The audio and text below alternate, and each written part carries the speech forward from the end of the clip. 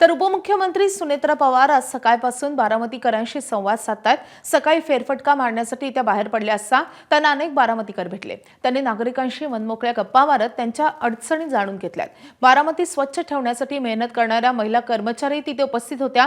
सुनेत्रा पवारांनी त्यांच्यासोबत चहा घेत संवाद साधत त्यांच्या कामाचं कौतुक केलंय।